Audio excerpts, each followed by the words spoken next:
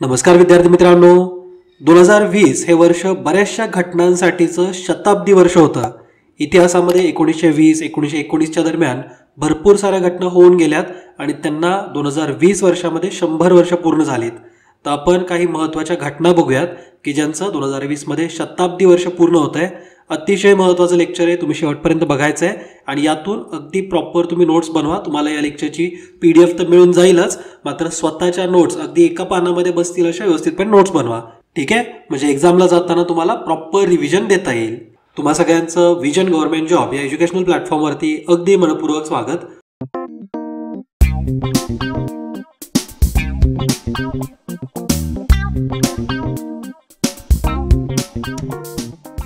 आपण ज्या आज घटना बघणार आहोत, जसं की आपल्या देशामध्ये पहिल्या सार्वजनिक निवडणुकांना 100 वर्ष पूर्ण झालेत. असहकार आंदोलनाची 100 वर्ष पूर्ण झाले. टिळक युगाचा अंत झाला होता. गांधीजींच्या हातामध्ये स्वातंत्र्य लढ्याची भरपूर सूत्र होती. मूकनायक या पाक्षिकाची 100 वर्ष सुद्धा पूर्ण झाली. त्याचबरोबर बहिष्कृत वर्गाची जी पहिली परिषद भरली होती त्याचे सुद्धा 100 वर्ष पूर्ण झालेत. या परिषदेमुळेच प्रमुख अशा सार्वजनिक चळवळींची सुरुवात झालेली आहे आणि या परिषदेला, बहिष्कृत वर्गाची जी परिषद भरली होती त्याला माइलस्टोन म्हणून सुद्धा ओळखलं जातं. अतिशय महत्त्वाची परिषद आहे. त्यानंतर रॉलेट कायद्याविषयी आपण माहिती जाणून घेऊ. हंटर कमिशन पण गठीत होऊन 101 वर्ष पूर्ण झालेले आहेत. भारतीय उद्योग जगामध्ये ॲसोचॅमची स्थापना सुद्धा झाली होती. याचबरोबर जे अलीगड मुस्लिम विद्यापीठ आहे तर याचं रूपांतर झालं, म्हणजे खरं तर ओरिजिनली त्याला मोहम्मेडियम अँग्लो ओरिएंटल कॉलेज असं नाव होतं, मात्र त्याचं अलीगड मुस्लिम विद्यापीठामध्ये रूपांतर होऊन 100 वर्ष पूर्ण झालेत. तर अशा भरपूर साऱ्या घटना आज आपल्याला अभ्यासायच्या आहेत. पहिल्या घटनेकडे येऊ. पहिल्या सार्वजनिक निवडणुका 1920 मध्ये झाल्या होत्या. जो मॉन्टफर्ड अहवाल आला होता. आता मॉन्टफर्ड म्हणजे काय, हे काय एका व्यक्तीचं नाव आहे का, तर नाही. इथं 2 व्यक्तींचा समावेश होतो. एक म्हणजे मॉन्टेग्यू आणि दुसरा म्हणजे चेम्सफर्ड. मॉन्टेग्यू हा आपल्या देशाचा भारत मंत्री होता आणि चेम्सफर्ड हा आपल्या देशाचा व्हॉइसरॉय होता. भारत मंत्र्याचं वजन थोडंसं जास्त होतं ॲज कम्पेअर्ड टू व्हॉइसरॉय, त्यामुळं त्याच्या नावाचा उल्लेख पहिल्यांदा केला जातो. असे भरपूर सारे कायदे आहेत की ज्या नावांमध्ये भारत मंत्री आणि व्हॉइसरॉय यांच्या नावांचा एकत्रितपणे उल्लेख केला जातो. तर ज्या वेळेस पहिले जे 2 अक्षरं असतात तर ती पहिली 2 अक्षरं ही भारत मंत्र्याच्या नावाला रिप्रेझेंट करतील आणि शेवटचे 2 अक्षरं ही व्हॉइसरॉयला. ठीक आहे. तर मॉन्टफर्ड अहवालातील भरपूर साऱ्या शिफारशींना 1919च्या भारत सरकार कायद्यामध्ये कायदेशीर स्वरूप मिळालं होतं. म्हणजे मॉन्टफर्ड कायद्यामध्ये जे काही तरतुदी केल्या होत्या, जे काही शिफारशी दिल्या होत्या, तर त्याच शिफारशींना नंतर भारत सरकार कायद्यात 1919च्या कायद्यामध्ये त्याला कायदेशीर स्वरूप प्राप्त करून देण्यात आलं. जसं की आता हा जो मॉन्टफर्ड कायदा होता ना, म्हणजेच मॉन्टेग्यू चेम्सफर्ड कायदा जो होता, तर याचं एक उद्दिष्ट होतं, ते म्हणजे भारतामध्ये जबाबदार शासन पद्धती देण्याचं. ठीक आहे, भारतामध्ये एक जबाबदार शासन पद्धती असावी अशा प्रकारचा त्यांचा उद्देश होता. मात्र त्यांच्या उद्देशानुसार भरपूर काही घडलेलंच नाही आहे. म्हणजे त्यांचे हेतू मे बी थोडेफार चांगले असतील, मात्र तसं अजिबात घडलं नाही. इव्हन यांचा जो काही प्रयत्न होता हा खूप मर्यादित राहिला. यांनी काय केलं होतं, यांच्या कायद्यामध्ये काय तरतुदी होत्या, तर शासन पद्धती ही द्विस्तरावरती चालवणारी असली पाहिजे. म्हणजे जसं स्थानिक मंडळं जे असतात तर या स्थानिक मंडळांमध्ये अगदी लोकप्रिय नियंत्रण असायला पाहिजे. स्थानिक मंडळ म्हणजे काय, नगरपालिकाचे इलेक्शन असतील, जिल्हा मंडळ असतील, तर या जागांवरती अगदी लोकप्रिय नियंत्रण असायला पाहिजे. म्हणजे लोकांकडून प्रतिनिधी तिथं निवडले गेले पाहिजेत. आणि जे केंद्र सरकार असणार आहे तर त्यामध्ये भारत मंत्र्याचं पूर्णपणे नियंत्रण असेल अशा प्रकारचं हे द्विस्तरीय त्यांची शासन पद्धती होती, शासन प्रणाली होती. आणि त्यानुसार जर बघितलं तर फक्त स्थानिक मंडळांच्या स्वरूपामध्येच एक जबाबदार शासन पद्धती तयार झाली होती. मात्र केंद्रामध्ये भारत मंत्र्याचाच कंट्रोल असल्यामुळे ते पूर्णपणे ही जी काही त्यांची योजना होती, जी काही शिफारशी होत्या, ह्या खूप सीमित किंवा मर्यादित राहिल्या. ठीक आहे. आता यामध्ये काही महत्त्वाच्या तरतुदी घडल्यात, त्या तुम्ही लक्षात ठेवू शकता. जसं की भारतासाठी एक हाय कमिशन पद नियुक्त करण्यात आलं होतं. अजून भारत मंत्री जो होता तर त्याचा पगार आधी भारताच्या खजिन्यामधून होत होता. मात्र भारत मंत्री हे पद पूर्णपणे इंग्लंडकडूनच प्रस्थापित करण्यात आलं होतं. ते फक्त भारतामध्ये जे काही घडामोडी घडतायत, हालचाली होतात, त्यांच्यावरती इंग्लंडकडून नियंत्रण ठेवण्यासाठीचं एक भारत मंत्री पद होतं. त्यामुळे त्यांचा पगार तर इंग्लंडमधूनच व्हायला पाहिजे होता. तर हे फायनली 1919च्या या मॉन्टफर्ड कायद्याअंतर्गत करण्यात आलं. भारत मंत्र्याचा पगार हा इंग्लंडच्या तिजोरीमधून होणार होता. ठीक आहे. त्याचबरोबर भारत मंत्र्याचं केंद्रामध्ये नियंत्रण असणार होतं, केंद्र सरकारवरती नियंत्रण असणार होतं. आणि जे काही इतर प्रति सरकार स्थापन केली जातात, म्हणजे स्थानिक पातळीची सरकारं असतील, तर यावरती नियंत्रण सरकारकडून किंवा भारत मंत्र्याकडून कमी केलं जाणार होतं. ठीक आहे. आणि याचं कारण म्हणजे द्विगृह शासन पद्धती, दुहेरी शासन पद्धती म्हणजेच प्रांतिक शासन आणि केंद्रीय शासन. ठीक आहे. आता सुरुवातीपासूनच ना या कायद्याला काही पुरेसं सहकार्य मिळालं नव्हतं आणि तरी सुद्धा भारतातली पहिली निवडणूक ही 1920ला या कायद्याअंतर्गत झाली होती. 1921 ते 1937 पर्यंत याच कायद्याच्या अंतर्गत देशामध्ये एकूण 9 प्रांतांमध्ये दुहेरी शासन चाललं होतं. मात्र असे काही प्रांत होते की जिथं दुहेरी शासन पद्धती लागू नव्हती, तर ते प्रांत होता बंगाल आणि मध्य प्रांत. ठीक आहे. बंगालमध्ये 1924 ते 1927 पर्यंत आणि मध्य प्रांतामध्ये 1924 ते 1926. तर या काळामध्ये कुठल्याही प्रकारचे दुहेरी शासन नव्हतं. ठीक आहे. हा जो काही कायदा होता ना 1919चा मॉन्टफर्ट कायदा, तर हा ऑफिशियली 1921 पासून लागू झालेला आहे. म्हणजे 1921 नंतर 2021 जर बघितलं तर आत्ता कुठे या कायद्याच्या अंमलबजावणीला 100 वर्ष पूर्ण झालेले आहेत. मात्र हा कायदा फक्त 16 ते 17 वर्षच अंमलीमध्ये राहिला. 1937ला हा कायदा रद्द करावा लागला होता. ठीक आहे. तर एवढं काही या कायद्याबद्दलचे महत्त्वाचे मुद्दे होते. त्यानंतर इतिहासामधली दुसरी अतिशय महत्त्वाची मुवमेंट ज्याला 100 वर्ष 2020 मध्ये पूर्ण झाले, ती म्हणजे असहकार आंदोलन किंवा असहकार चळवळ. 1 ऑगस्ट 1920ला महात्मा गांधीजींच्या नेतृत्वाखाली असहकार आंदोलनाची सुरुवात झाली होती, ऑफिशियल सुरुवात झाली होती. आणि तोच हा दिवस आहे की ज्या दिवशी पहाटेच लोकमान्य टिळकांचं निधन सुद्धा झालं होतं. म्हणजे 1 ऑगस्ट 1920ला टिळक युगाचा अंत झाला होता, पहाटे त्यांचं निधन झालं होतं. आणि त्याच दिवशी महात्मा गांधींच्या नेतृत्वाखाली असहकार आंदोलनाची सुरुवात सुद्धा झाली. त्यामुळे बरेचसे जण गांधी युगाच्या सुरुवातीचा पिरियड हा 1 ऑगस्ट 1920 पासूनचा कन्सिडर करतात. मात्र जर तुम्ही थोडा रेफरन्स घेतला तर गांधीजी 1915 पासूनच कार्यामध्ये होते. तर जर आपण असं शब्द उल्लेख करायचा असेल तर आपण असं म्हणू शकतो की टिळक युगाचा इथं अंत झाला आणि गांधी युगाची सुरुवात झाली. पण गांधी युगाचं किंवा गांधीजींचं कार्य हे 1915 पासूनच सुरू झालेलं आहे. ठीक आहे. तर ह्या असहकार आंदोलनासाठी ना भरपूर सारे घटक आहेत त्या काळातले, ज्यांमुळे हे असहकार आंदोलन घडलं. 4 महत्त्वाच्या घटना मी तुम्हाला सांगतोय. एक म्हणजे जालियनवाला बाग हत्याकांड, दुसरा म्हणजे हा मॉन्टेग्यू चेम्सफर्ड कायदा. त्या कायद्यामधल्या सुद्धा काही तरतुदी होत्या ज्या लोकांना तेवढ्या पसंत पडत नव्हत्या आणि त्याच्यामुळे सुद्धा हा असहकार चळवळीचा प्रारंभ म्हणू शकता. त्यानंतर तिसरा म्हणजे रौलट कायदा आणि चौथं म्हणजे खिलाफत चळवळ. तर हे चारही जे काही तत्कालीन कारणं आहेत किंवा त्या काळातले प्रमुख कारणं आहेत की ज्यांमुळं असहकार चळवळ ही गांधीजींना राबवावी लागली. त्यामध्ये मोठा रोल हा जालियनवाला बाग हत्याकांड, रौलट कायदा आणि खिलाफत चळवळ ते या घटकांचा आहे. ठीक आहे. आपण असहकार चळवळीला किंवा असहकार आंदोलनाला आपल्या देशातली सगळ्यात मोठी ऑर्गनाइज देशव्यापी मोहीम सुद्धा म्हणू शकतो. 1 ऑगस्ट 1920ला याची सुरुवात झाली होती आणि त्या काळामध्ये 1921 पर्यंत असहकार चळवळीत जे सहभागी होते अशा जवळपास 30,000 भारतीयांना तुरुंगामध्ये डांबलं होतं. ठीक आहे.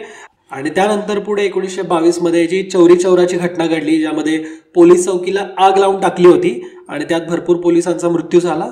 आणि हे जे काही आंदोलन होतं हे हिंसक होतंय या भीतीने गांधीजींनी या आंदोलनाला पाठीमागं घेतलं आणि अशा प्रकारे असहकार आंदोलनाचा अंत झाला होता. ठीक आहे. मात्र असहकार आंदोलन ही एक हिस्टॉरिकल मोमेंट होती आणि त्याला 100 वर्ष पूर्ण झालेत. तर त्याच्याबद्दल थोडं डिटेलमध्ये अभ्यास करा.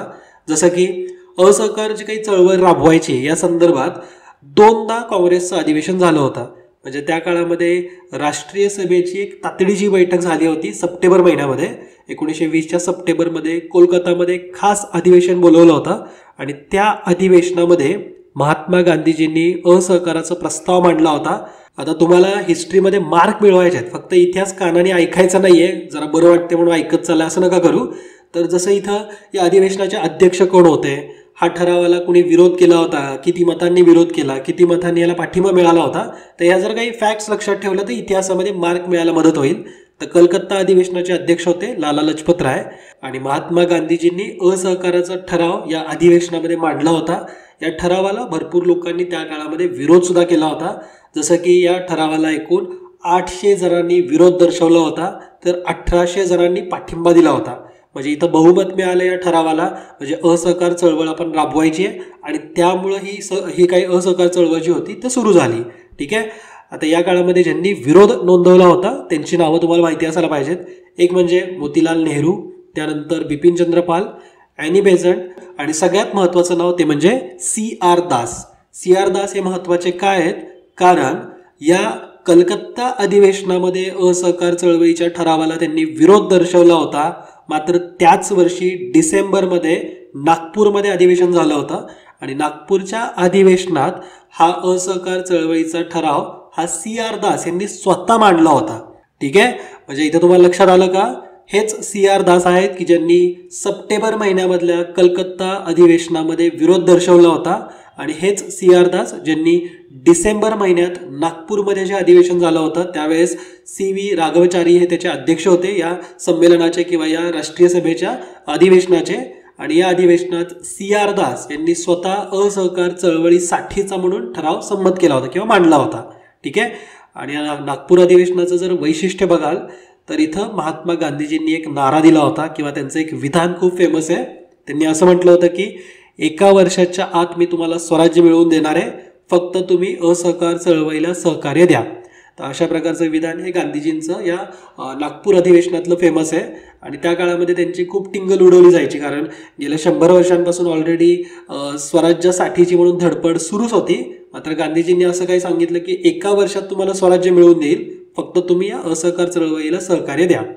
तर त्यामुळे सुद्धा असहकार चळवळ ही सलग 2 वर्ष चालली होती. आणि असा काही इन्सिडेंट झाला जो चौरी चौराची जी घटना झाली तर त्यामुळे हिंसक प्रदर्शनं होत आहेत म्हणून गांधीजींनी ही चळवळ पाठीमागे घेतली.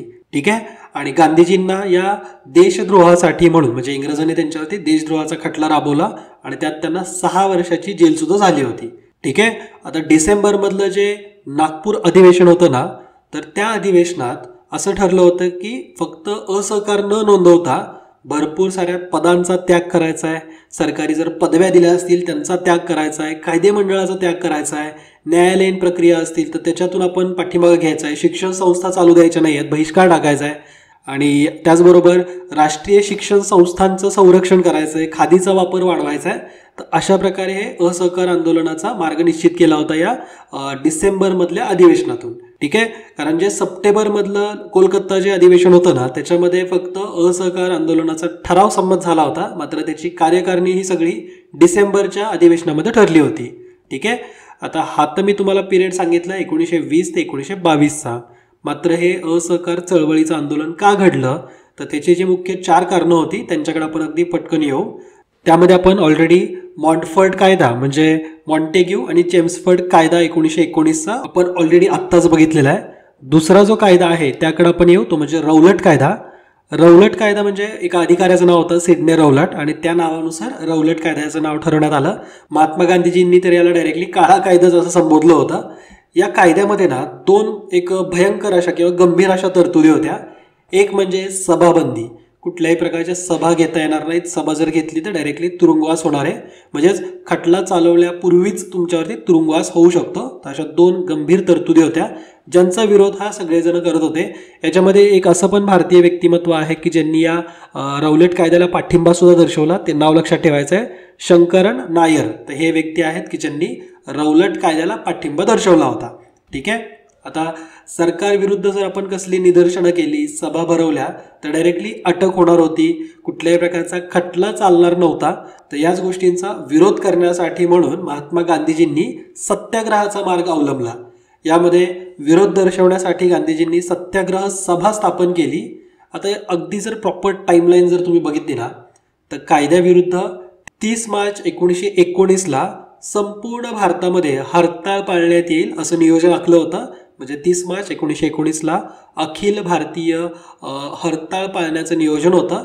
तसं घडलं नाही, म्हणजे ही हरताळ थोडीशी पोस्टपोन झाली आणि 6 एप्रिलला म्हणजे 7 दिवसांनंतर 6 एप्रिल रोजी याची सुरुवात झाली. काही ठिकाणी 30 मार्चपासूनच सुरुवात झाली होती, मात्र जर मोठे नेते आपण बघितले तर ते 6 एप्रिलपासून जॉईन व्हायला सुरुवात झाली. 6 एप्रिलला संपूर्ण देशामध्ये अखिल भारतीय स्तरावरती हरताळ पाळण्यात आल्या होत्या. ठीक आहे, आता या दरम्यानच पंजाबमध्ये काय घडलं तर पंजाबमध्ये अटक सत्र सुरू झाले होते. भरपूर लोकांना तिथं अटक केलं होतं. एकदम सरकारचं अराजकता तिथं चालू होती.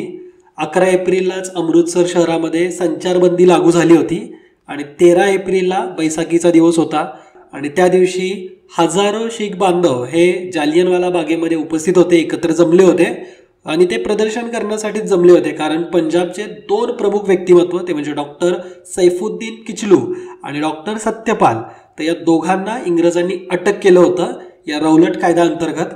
रौलट कायदा काय सांगतोय की कुणालाही कधीही कुठल्याही प्रकारचा खटला चालवण्यापूर्वीच त्यांना अटक केली जाईल, आणि दुसरं म्हणजे कुठल्याही प्रकारची सभा भरवता येणार नाहीये.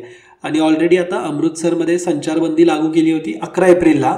13 एप्रिलचा हा दिवस आहे बैसाखीचा, ज्या दिवशी सगळ्या शीख बांधवांनी जालियनवाला बागेमध्ये शांततेने इंग्रजांविरुद्ध प्रदर्शनं करायचं ठरवलं होतं. हजारो नागरिक तिथे जमले होते.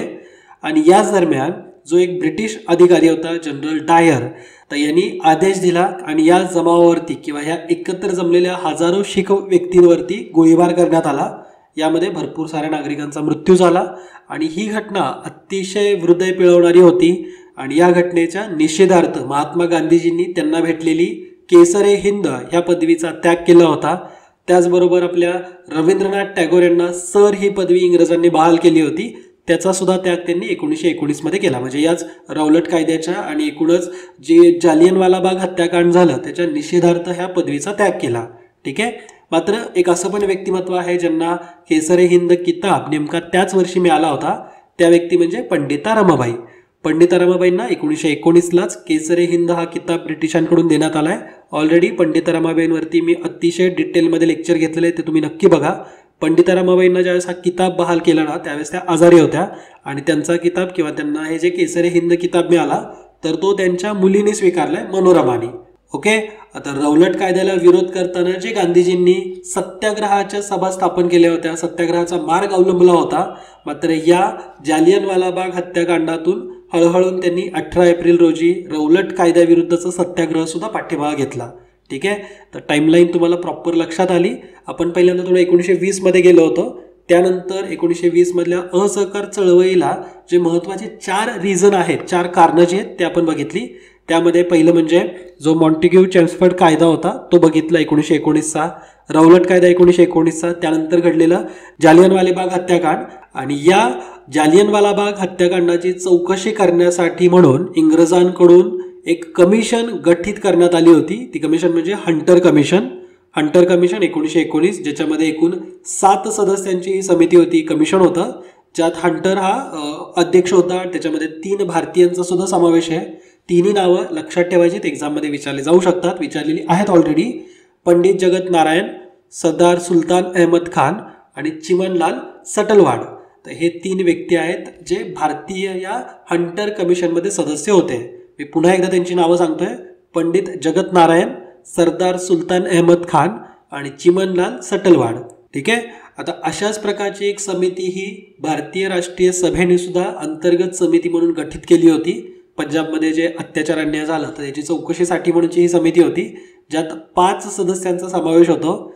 पहिले म्हणजे मदन मोहन मालवीय, जे की अध्यक्ष होते किंवा जे प्रमुख होते या समितीचे.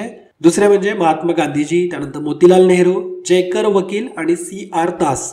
तर अशा 5 जणांची एक समिती भारतीय राष्ट्रीय सभेने सुद्धा गठीत केली होती या अत्याचाराची चौकशी करण्यासाठी. ठीक आहे. तर हे समिती वगैरे लक्षात ठेवायचे, एक्झाममध्ये त्यावरती क्वेश्चन बनतात. ठीक आहे. आता आपण 1920 मधलीच दुसरी महत्त्वाची घटना बघू. दुसरी घटना ही आहे की 1875 मध्ये मोहमेडन अँग्लो ओरिएंटल कॉलेजची स्थापना केली होती सर सय्यद अहमद खान यांनी. आता सर सय्यद अहमद खान यांच्याबद्दल सांगायचं झालं ना तर मुस्लिमांमधील आधुनिक विचारांचे प्रसारक म्हणून त्यांना ओळखलं जातं. त्यांचं एक पत्र आहे किंवा त्यांची एक पत्रिका आहे, त्याचं नाव आहे तहजीब उल अखालाक. तर ही एक पत्रिका आहे, ज्या पत्रिकेमधून सर सय्यद अहमद खान यांनी मुस्लिमांमधल्या सुद्धा ज्या वाईट प्रथा आहेत, जसं की पीर प्रथा, तर या पीर प्रथेला त्यांनी विरोध दर्शवला. गुलामांची प्रथा इस्लाम विरोधात आहे असं त्यांनी त्यांच्या आधुनिक विचारांमधून व्यक्त केलं. तर त्यासाठीची ही जी काही पत्रिका आहे त्याचं नाव तुम्हाला माहिती असायला पाहिजे, तहजीब उल अखालाक. तर हे पत्रिका कुणी फॉर्म केलेली आहे किंवा कुणी लिहिलेली असं सुद्धा जर विचारलं तर त्याचा आन्सर असणार आहे सर सय्यद अहमद खान यांनीच 1875ला मोहमेडन अँग्लो ओरिएंटल कॉलेजची स्थापना केली. आणि याच कॉलेजचं पुढं जाऊन नाव 1920 मध्ये अलीगड मुस्लिम विद्यापीठामध्ये झालं. ठीक आहे. तर मुस्लिम धर्माचे शिक्षण तिथे दिलं जातं, पाश्चात्य विज्ञानासोबत मुस्लिम धर्माचं सुद्धा शिक्षण दिलं जातं. आणि नंतर या कॉलेजचं रूपांतर 1920 मध्ये अलीगड मुस्लिम विद्यापीठामध्ये झालेलं आहे. आणि याच अलीगड मुस्लिम विद्यापीठाच्या शताब्दी महोत्सवासाठी म्हणून एक टपाल तिकीट सुद्धा जारी करण्यात आलेलं आहे. आणि तुम्हाला माहिती आहे की जर असं काही टपाल तिकीट वगैरे काढला असेल, तो जर इव्हेंट सेलिब्रेट केला असेल तर त्यावरती क्वेश्चन बनतात. ठीक आहे. या अलीगढ मुस्लिम विद्यापीठामध्ये सध्या उर्दू, अरबी, पर्शियन अशा वेगवेगळ्या भाषा शिकवल्या जातात. त्यानंतर इस्लामिक साहित्यांवरती संशोधन केलं जातं. संपूर्ण जगामध्ये जो इस्लाम आहे आणि भारताच्या संस्कृतीचा त्यामधला रोल, तर अशा भरपूर साऱ्या घटकांचा संबंधित असा अभ्यास केला जातो. आणि शाळा सोडलेल्या विद्यार्थ्यांसाठी सुद्धा या युनिव्हर्सिटीनी किंवा अलीगढ मुस्लिम विद्यापीठाने ब्रिज कोर्स सुरू केलेले आहेत. तर असं हे या विद्यापीठाबद्दलची तुम्हाला थोडक्यात माहिती असायला पाहिजे. याची स्थापना कोणी केली आणि जे स्थापना करणारे सर सय्यद अहमद खान जे होते, त्यांनी या युनिव्हर्सिटीला आधी नाव काय दिलं होतं, तर अशा गोष्टींवरती क्वेश्चन बनतील. ठीक आहे. पुढची घटना ही थोडी आपल्या उद्योग जगाशी संबंधित आहे. ॲसोचॅमच्या स्थापनेला 100 वर्ष पूर्ण झालेत. ॲसोचॅम हे काय आहे, भरपूर जणांना माहिती नसेल असं कन्सिडर करतो. तर ॲसोचॅमचा लॉंग फॉर्म आहे associated chambers of commerce and industry of India. आता याच्या अंतर्गत नेमकं काय केलं जातं, तर 1920 ही संस्था फॉर्म करण्यात आली होती. याचं मुख्य कारण होतं की भारतामध्ये व्यापारी संघटनांना चालना देण्यात यावी, प्रेरणा मिळावी आणि व्यापाऱ्यांची अशी एक संघटित संस्था असली पाहिजे जेणेकरून देशाच्या प्रगतीला त्या काळापासून हातभार लागेल. आणि सध्या या ॲसोचॅममध्ये देशातले 4.5 लाखांपेक्षा जास्त सदस्य आहेत. आता हे सदस्य म्हणजे उद्योग जगामधले सदस्य असतात, मोठ्या मोठ्या कंपन्या आहेत. 400 पेक्षा जास्त वेगवेगळे चेंबर अँड व्यापारी संघटना ॲसोचॅममध्ये सध्या आहेत. आणि यांच्याकडून यावर्षी पुरस्कार सुद्धा देण्यात आला. एक सप्ताह त्यांनी ठेवला होता, 19 डिसेंबर ते 25 डिसेंबर 100 वर्ष पूर्ण होत आहेत म्हणून. आणि त्या दरम्यान टाटा जो काही ग्रुप आहे तर त्यांना ॲसोचॅम एंटरप्राइज ऑफ द सेंचुरी हा पुरस्कार देण्यात आला. आणि पुरस्कार ऑफकोर्स रतन टाटा यांनी स्वीकारलेला आहे. ठीक आहे. आता मी पुन्हा एकदा तुम्हाला थोडं हिस्ट्रीमध्येच घेऊन जातो. 1920 मूकनायक या पाक्षिकाची सुरुवात झाली होती. याचा पहिला अंक प्रकाशित झाला होता 31 जानेवारी 1920. म्हणजे या येणाऱ्या 31 जानेवारी 2021 या अंकाचे 101 वर्ष पूर्ण होत आहेत. मूकनायक हे कोणी सुरू केलं होतं, तर डॉक्टर आंबेडकरांनी हे सुरू केलं होतं. शाहू महाराजांनी याला आर्थिक मदत केली होती. त्या काळामध्ये जवळपास 2,500 रुपयांची आर्थिक मदत केली होती. याचे जर वैशिष्ट्य बघाल ना, तर पहिला जो अंक प्रकाशित झाला होता त्याच्या एकूण 19 अंक त्यांनी बनवले होते, 19 अंक प्रकाशित केले होते. ठीक आहे.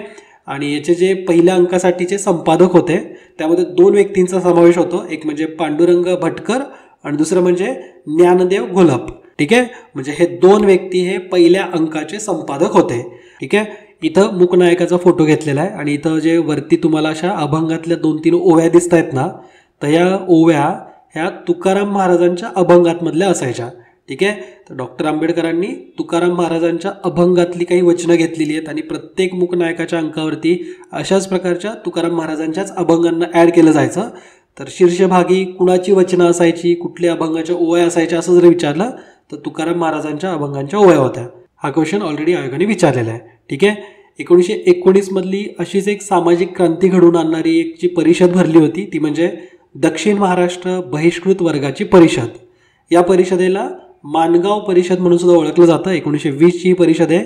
21 आणि 22 मार्चला भरली होती आणि ही कोल्हापूर संस्थानामध्ये, आता माणगाव हे कोल्हापूर संस्थानामध्ये येतं.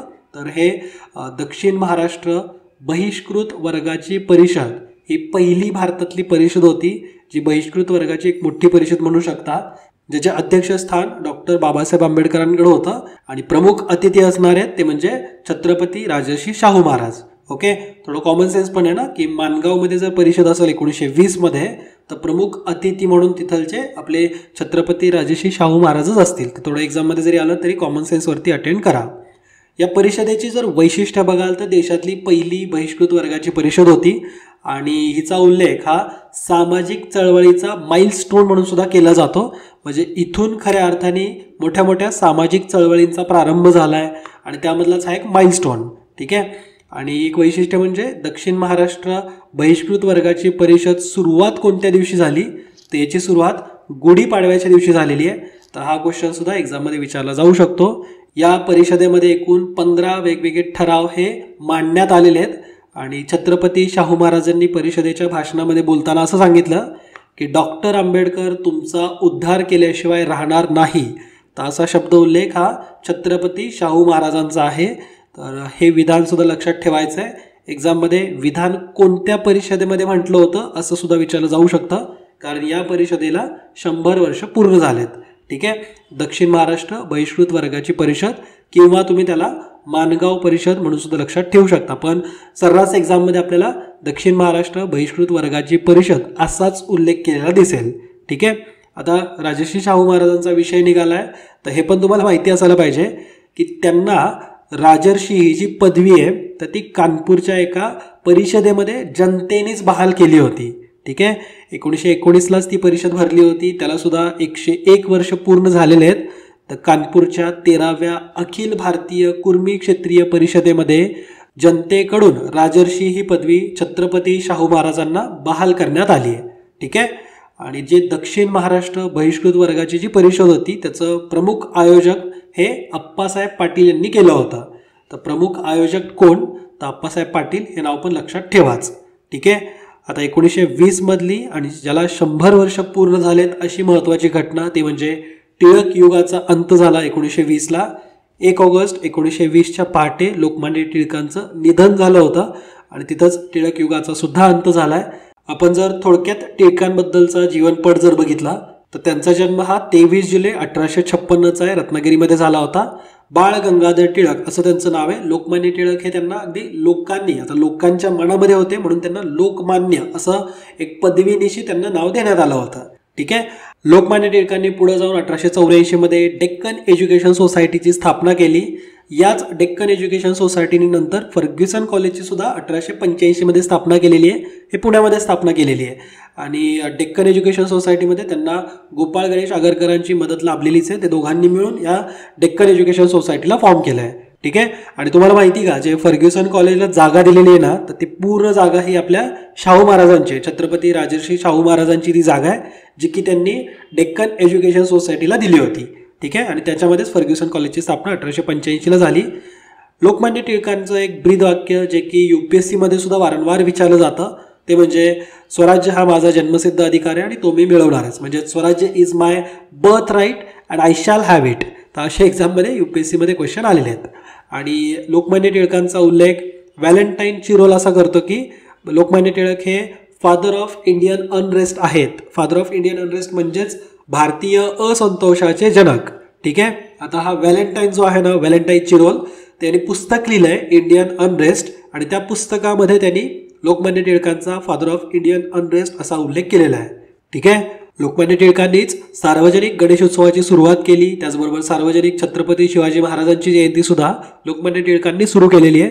आता गणेशोत्सव सार्वजनिक पद्धतीने साजरा करण्यासाठी म्हणून त्यांनी मोहरमकडून ती प्रेरणा घेतलेली आहे. म्हणजे मुस्लिम जो सण आहे मोहरम, तर त्या धर्तीवरती हिंदूंसाठी म्हणून गणेशोत्सवाची स्थापना लोकमान्य टिळकांनी केली. ठीक आहे, आता लोकमान्य टिळकांनी पुढे जाऊन 1890 मध्ये भारतीय राष्ट्रीय सभा जॉईन केलेली. इंडियन नॅशनल काँग्रेस हे 1890 मध्ये त्यांनी जॉईन केलं.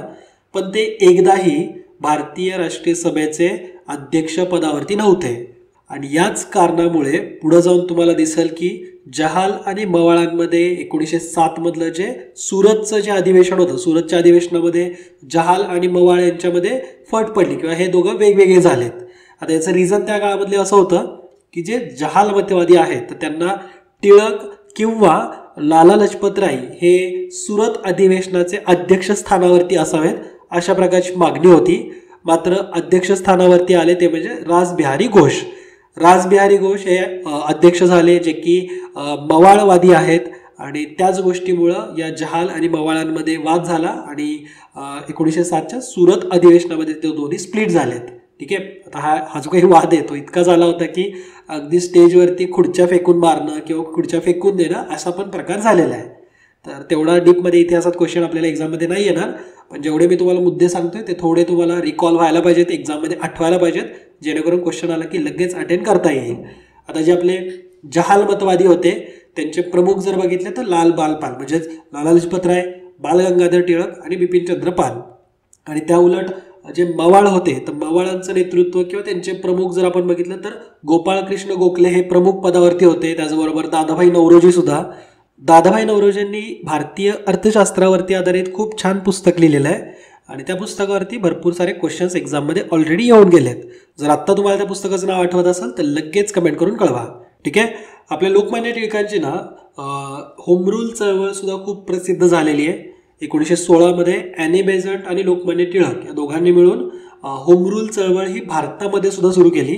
आता होम रूल चळवळ ही मुख्यतः आयरिश होम रूल चळवळ होती आणि त्याच धर्तीवरती भारतामध्ये सुद्धा ॲनी बेझंट आणि लोकमान्य टिळकांनी एज्युकेशनच्या बेसवरती अशी होम रूल चळवळ भारतामध्ये राबवलेली आहे. लोकमान्य टिळकांनी मराठा आणि त्याचबरोबर केसरी असे 2 वृत्तपत्र सुरू केले होते.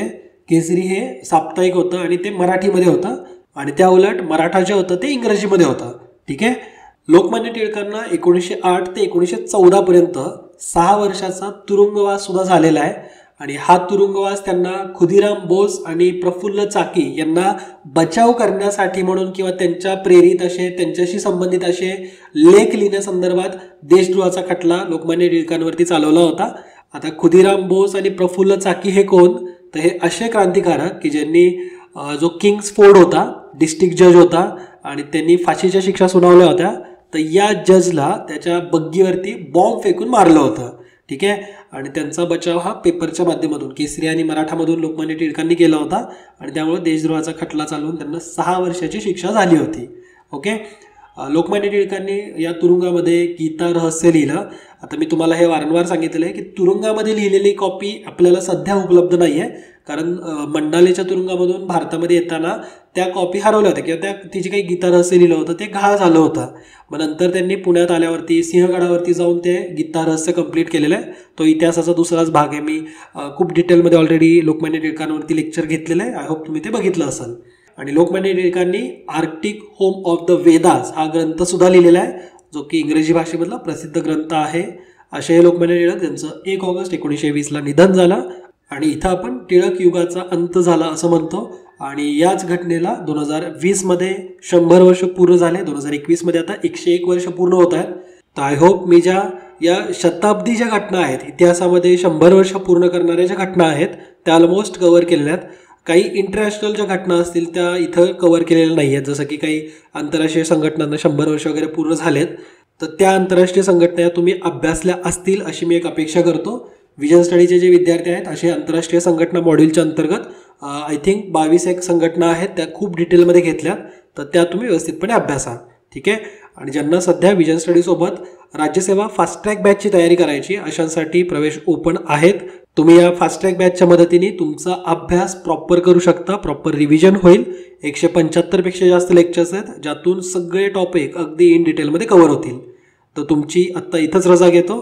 हसत खेळत अभ्यास करा, हेल्दी फूड खा आणि आईवडिलांची काळजी घ्या. जय हिंद, जय महाराष्ट्र. धन्यवाद.